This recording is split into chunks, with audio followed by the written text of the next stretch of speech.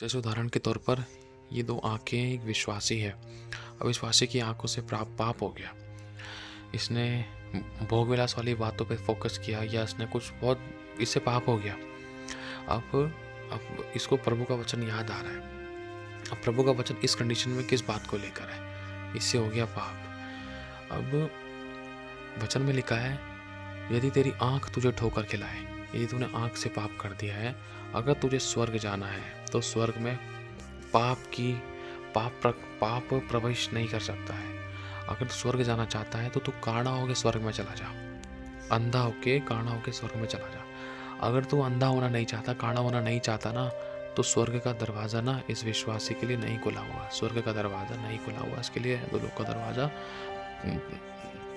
नर्क, इसके लिए वाला दरवाज़ा ऑलरेडी खुला हुआ है। अगर ये अपनी आँख को नहीं फोड़ना चाहता या नहीं अंधा होना चाहता, अगर ये काड़ा नहीं होना चाहता, तो उसके लिए नरक खुला हुआ था। तो प्रभु के कहने का मतलब क्या है? क्या प्रभु सच में इन बातों के विषय में ये हमें कहना चाहता है कि अब सच में हम अपनी आँख को निकाल कर फेंकें, या हाथ काट के फेंक दें, या पैर काट के फेंक दें, या मुंह तोड़ लें अपना, या अपनी ज़ुबान काट लें, हम बांध दें, या कुछ भी करें, या फिर अपने कान को हम काट लें?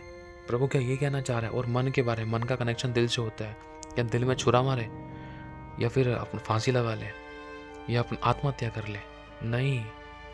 प्रभु के कहने का मतलब शारीरिक रूप में ये नहीं है कि हम शारीरिक रूप से अपने आँख, कान, नाक, मुंह, हाथ और मन को क्षति पहुँचाएं। प्रभु के कहने का मतलब ये नहीं है कि हम शारीरिक रूप से अपने आप को दुख दें। नहीं, प्रभु के कहने का मतलब ये नहीं है। क्यों नहीं है? ध्यान से समझना, क्योंकि खुदावंत का कलाम, खुदावंत का वचन हमें साफ बताता है, मेरे बच्चे, तेरा शरीर स्वयं प्रभु यीशु मसीह की आत्मा का मंदिर है। आत्मा का मंदिर है। इसमें जो इसको नाश करेगा, मैं उसको नाश कर दूंगा। अब एक तरफ प्रभु कह रहा है कि अगर तुझे तेरी आंख ठोकर खिलाए तो उसको काट कर निकाल कर फेंक दे, हाथ ठोकर खिलाए तो हाथ काट कर फेंक दे, पैर ठोकर खिलाए तो पैर काट कर फेंक दे, कान ठोकर खिलाए तो कान काट कर फेंक दे। एक तरफ प्रभु यीशु मसीह ये शिक्षा दे रहा है कि इनको काट कूट के फेंको, तुम स्वर्ग जाना चाहते हो तो। लेकिन दूसरी तरफ नए नियम में ही परमेश्वर यीशु मसीह ये भी कहता है कि तेरा शरीर यीशु की पवित्र आत्मा का मंदिर है, अगर तू उसको नुकसान पहुंचाएगा तो तू नाश हो जाएगा। एक विश्वासी से प्रभु कहता है, यदि तू इसको नाश करेगा तो मैं तुझे नाश कर दूंगा, क्योंकि वचन में साफ लिखा है, तुम्हारा शरीर यीशु की पवित्र आत्मा का मंदिर है, जो इसको नाश करेगा उसको मैं नाश कर दूंगा। प्रभु का वचन साफ कह रहा है, उसको खुदा नाश करने के लिए कह रहा है। क्यों? क्योंकि परमेश्वर ने मनुष्य को भूमि की मिट्टी से रचा है और अपना स्वरूप दिया है। अब प्रभु नहीं चाहता है कि इस स्वरूप के साथ कोई भी दुर्व्यवहार करे, कोई छेड़खानी करे। लेकिन यहाँ पर दो बातें कैसी आ गई? प्रभु के कहने का मतलब कुछ और है। इन बातों को आत्मिक रूप से हमें समझना है, ध्यान से समझना है। इन बातों को आत्मिक रूप से समझना है, शैतान को अवसर नहीं देना है। बहुत बार विश्वासी इन चीज़ों को लेकर बहुत से क्वेश्चंस रहते होंगे मन में। प्रभु ने तो कह दिया आंख निकाल कर फेंक दे। प्रभु आंख निकाल दूंगा तो मैं जीवन कैसे जीऊँगा, जिम्मेदारी कैसे निभाऊंगा, और तेरे भवन कैसे जाऊँगा, देखूंगा कैसे? प्रभु हाथ क्यों काट दे? प्रभु के कैसा खुदा है हाथ काटने के लिए कह रहा है? क्या हम अपनी ज़िंदगी नहीं जिए? पैर काटने के लिए कह रहा है? क्या हमारी चलने की इच्छा नहीं है क्या? क्या मुंह काटने के लिए कह रहा है? जबान काटने के लिए कह रहा है क्या? मुंह से पाप हो गया तो उसका मतलब है जबान काट दूँ? प्रभु के कहने का मतलब ये नहीं है। इन सभी बातों को ले हमें ना इस शब्द को साथ जोड़ देना है। ध्यान रखना, इस शब्द के साथ हम समझ पाएंगे बुराई। बुराई के लिए हमें अंधा हो जाना है। बुराई के लिए अगर कोई कह रहा ना, चला देख ब्लू फिल्म देखते हैं, चला वो देख गलत और गंदी चीज़ें देखते हैं, चला वो देख लड़के पटाने चलते हैं, चला वो चल मूवीज़ देखने चलते हैं, तो बुराई के कामों के लिए ना हमें अंधा हो जाना। नहीं भाई, मैं नहीं जा सकता, सॉरी, मैं नहीं देख सकता वो सब चीज़ें, मैं प्रभु पर विश्वास करता हूँ, ये समय चुराने वाली आत्मा है और ये गलत और गंदी ऊट पटांग चीज़ होती है, मेरे को ध्यान नहीं देना है, मैं इन चीज़ों को छोड़ चुका हूँ। मैं या कुछ भी झूठ नहीं बोलना है, लेकिन समझ रहे हो? लेकिन बुराई के लिए अपनी आंखों को नहीं दे रहे हैं। उसे कहते हैं अपनी शारीरिक अभिलाषाओं में से 100% जो अभिलाषाएं थी प्रभु में आने से पहले, लेकिन जैसे ही हम प्रभु में आ गए, विश्वास में आ गए, तो 100 में से हमने धीरे धीरे करके अभिलाषाओं को काटना शुरू कर दिया। अब वो धीरे धीरे करके हमारे दिल से 100 की 100 अभिलाषाएं बाहर आ चुकी हैं, हमारे हृदय में प्रभु यीशु वास कर चुका है। समझ रहे हो? कहने का मतलब प्रभु में समझाना चाह रहा है, अगर तेरी अभिलाषाएं प्रभु में आने के बाद आंखों से बुराई करने की 100% है, आंखों से बुराई करने की तेरी अभिलाषा है, प्रभु में विश्वास करने के बाद भी अगर तू 1% भी आंखों से पाप कर रहा है, व्यभिचार कर रहा है, तो उन बुराइयों को, अभिलाषाओं को अपने अंदर से निकाल फेंक। पाप के साथ खड़ा मत हो, क्योंकि लिखा है कि क्या ही धन्य है वे मनुष्य जो दुष्टों की युक्ति पर नहीं चलता, ना पापियों के मार्ग में खड़ा होता, ना ठट्ठा करने वालों की मंडली में बैठता है। मतलब ऐसी संगति में भी नहीं जाना है जहाँ पर आंखों से पाप हो।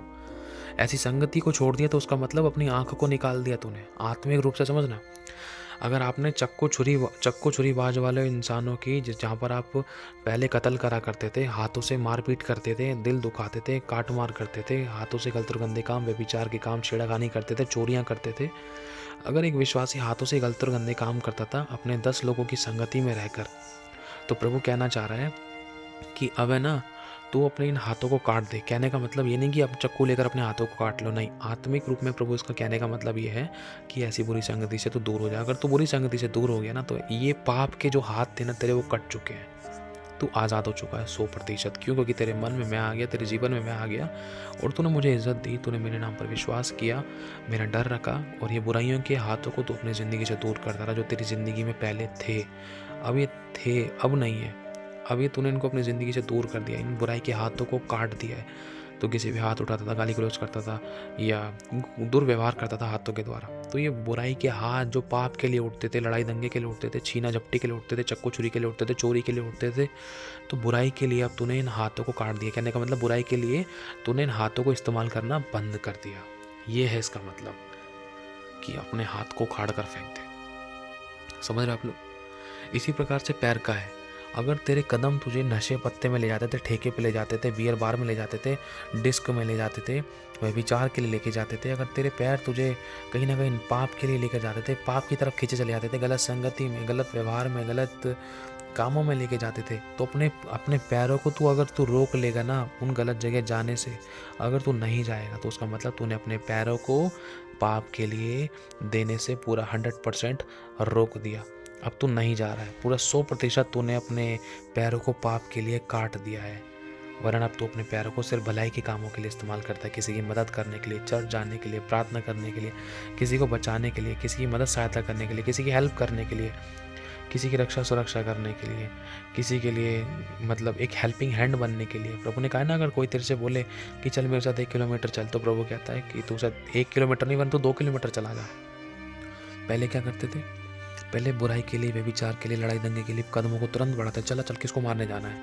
पहले इस प्रकार से लड़ाइयों के लिए अपने कदमों को बढ़ाते थे। लेकिन अब जब से विश्वास में आए, तो ये 100% जो लड़ाइयाँ दंगा करते थे, धीरे धीरे करके हमने कम कर दिया है। 100 से बिल्कुल 10, 5, 1 पर आ गए हैं। अब ये कदम बुराई के लिए नहीं उठते, अब ये कदम पाप के लिए नहीं उठते, अब ये कदम किसी को मारने के लिए नहीं उठते, वरना अब ये कदम प्रार्थना के लिए, हॉस्पिटल्स में जाकर किसी की मदद सहायता करने के लिए, गरीब अनाथ और विधवा की मदद करने के लिए उठते हैं। अब ये कदम किसी के लिए प्रार्थना करने के लिए उठ पड़ते हैं, ये कदम किसी की मदद करने के लिए उठते हैं, किसी की हेल्प करने के लिए, किसी को सहायता देने के लिए, मतलब भले कामों के लिए अब ये कदम उठते हैं और चलते हैं। इसे कहते हैं बुराई के लिए अपने पैरों को उखाड़ देना। भाई बुराई के लिए अब मेरे पैर अब नहीं देता, मैं बुराई के लिए मैं नहीं जाता कहीं, अब मैं अच्छे कामों के लिए जाता हूँ। अगर मुझे अच्छे काम के लिए जाना तो मुझे बता, मैं चलने के लिए तैयार हूँ। इसे कहते हैं अपने बुराई के लिए अपने पैरों को उखाड़ देना, काट देना। बुराई के लिए अपने पैरों को ना देना, इसे कहते हैं पैर उखाड़ देना। समझ रहे हो? अगर आप अपनी बुराई के लिए आँख नहीं दे रहे हो, बुराई के लिए हाथ नहीं दे रहे हो, बुराई के लिए पैर नहीं दे रहे हो, तो उसका मतलब अपने बुराई के लिए अपने हाथ, पैर और आँखों को काट दिया है। वरन उन आँख, पैर और हाथों को अब आप अच्छे कामों के लिए आप इस्तेमाल कर रहे हैं। समझ रहे हो? महिमा की बातें देखने के लिए, किसी को अच्छी नज़र से देखने के लिए इस्तेमाल कर रहे हो। हाथों से किसी की मदद करने के लिए, किसी को अपने हाथों से खिलाने के लिए इस्तेमाल कर रहे हो। पैरों को किसी के लिए, किसी की तुरंत मदद करने के लिए इस्तेमाल कर रहे हो कि हाँ, अरे किसी को मेरी ज़रूरत है, अभी आता हूँ, बस मैं आता हूँ। समझ रहे हो? इन पैरों को भले काम के लिए इस्तेमाल कर रहे हो आप। बुराई के लिए आपके हाथ, पैर और आँख, हमें अपने आँख और हाथ और पैर ऐसा बन जाना है कि हम कुछ नहीं कर सकते। बुराई के लिए ऐसा बन जाना है कि हम कुछ नहीं कर सकते। समझ लो, बुराई के लिए हम मर गए हैं। हमारे हाथ पैरों को हमने अपने जीवन को ख़त्म कर दिया, क्रूस पर चढ़ा दिया, काट मार दिया बुराई के लिए। नहीं भाई, हम बुराई के लिए अब कब काम नहीं कर सकते, क्योंकि कटा हुआ अंग काम नहीं कर सकता। इसलिए पौलुस कहता है, जब उदाहरण के तौर पर प्रभु ने कहा है कि तुम सहते क्यों नहीं हो।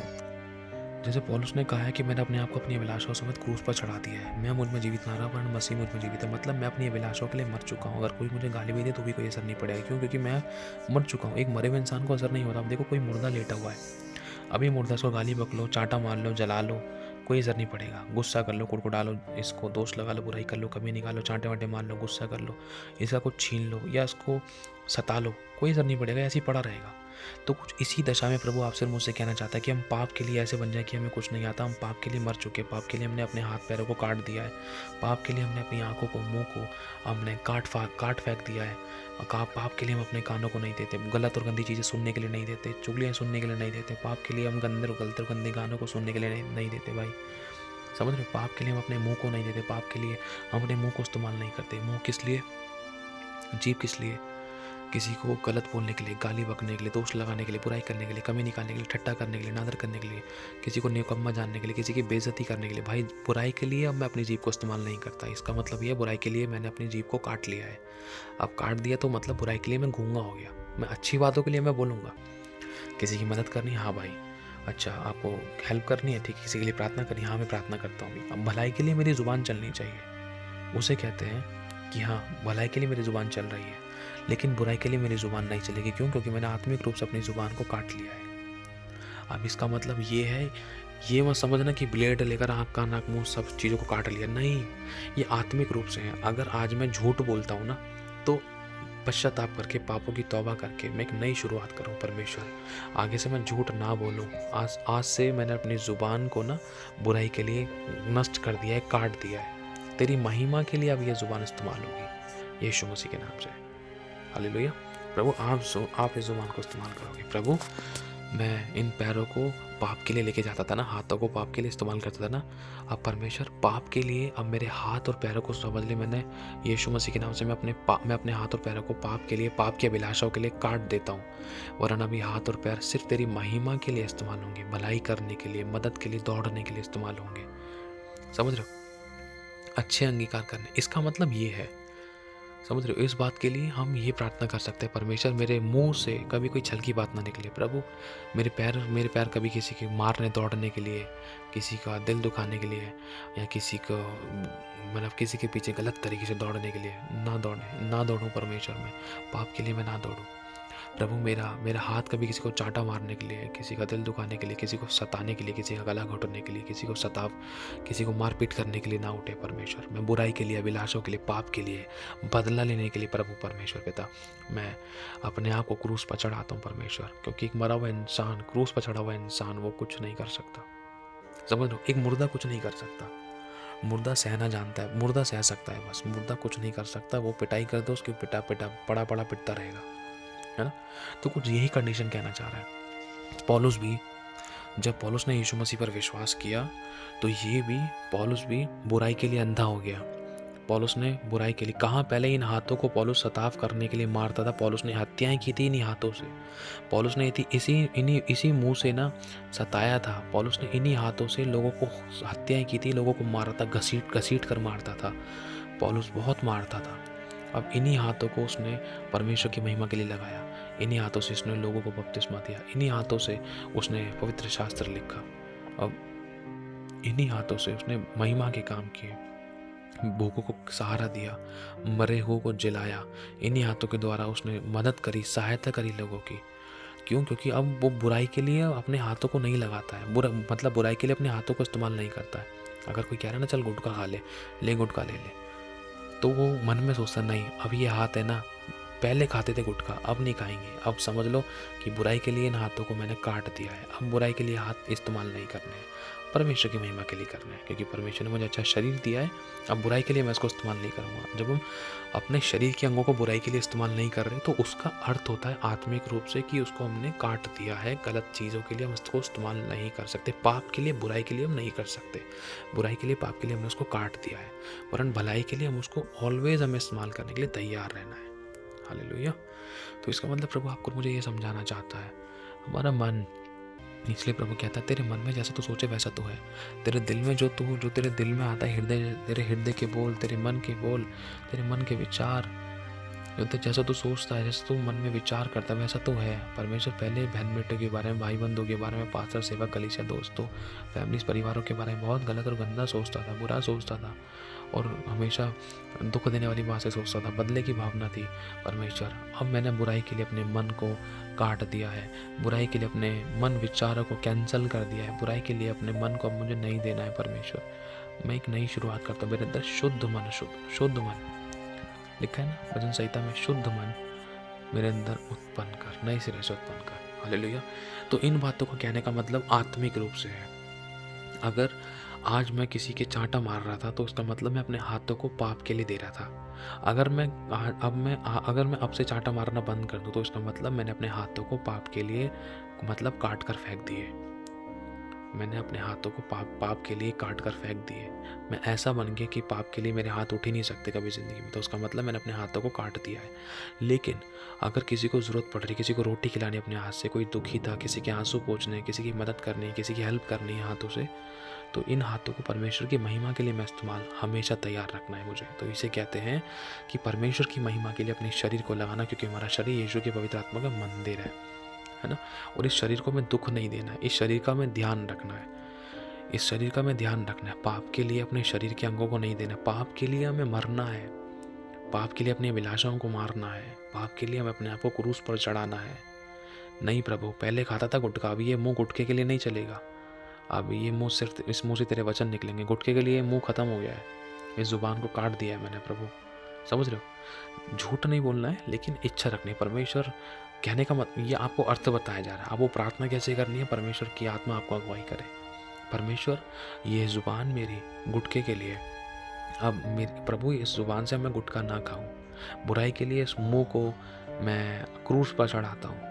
बुराई के लिए इस हाथ को मैं क्रूस पर चढ़ाता हूँ। बुराई के लिए इस पैर को, बुराई के लिए इस मन को, बुराई के लिए इस कान को, इस हाथों को, इस आँख को प्रभु तेरे क्रूस पर चढ़ाता हूँ। मैं बुराई के लिए, अब मैं अपने आप को अभिलाषाओं समेत अपनी क्रूस पर चढ़ाता हूँ। बुराई के लिए मैं मर गया, अब मैं तेरी महिमा के लिए, अच्छाई के लिए मैं जीवित हूँ। प्रभु तू मुझे अपनी आत्मा के द्वार चला, ताकि मुझसे कोई गलती ना होने पाए, पाप ना होने पाए। अगर गिर भी गए, फिर से पश्चाताप करके फिर से माफ़ी मांगना। प्रभु मेरे अंग, मेरी जुबान, मेरे आँख, मेरे कान तेरी महिमा के लिए इस्तेमाल हो। कभी किसी के आंसू का, पाप का, मृत्यु का, ठोकर का, दिल दुखाने का कारण ना बनो तो सिर्फ तेरी महिमा का कारण बनो। लोगों के आशीषों का, उद्धार का, बरकत का, तेरी महिमा का कारण बनो। हम ऐसे नॉर्मल प्रेयर कर सकते हैं। हालेलुया। तो इन बातों का कहने का मतलब प्रभु में ये समझाना चाह रहा है कि हमें अपने शरीर का ध्यान रखते हुए उस शरीर को परमेश्वर की महिमा के लिए लगाना है। हालेलुया। बुराई के लिए बस अपने अंगों को नहीं देना है। प्रभु सभी को बहुत आशीष, आप सभी को जय मसीह की।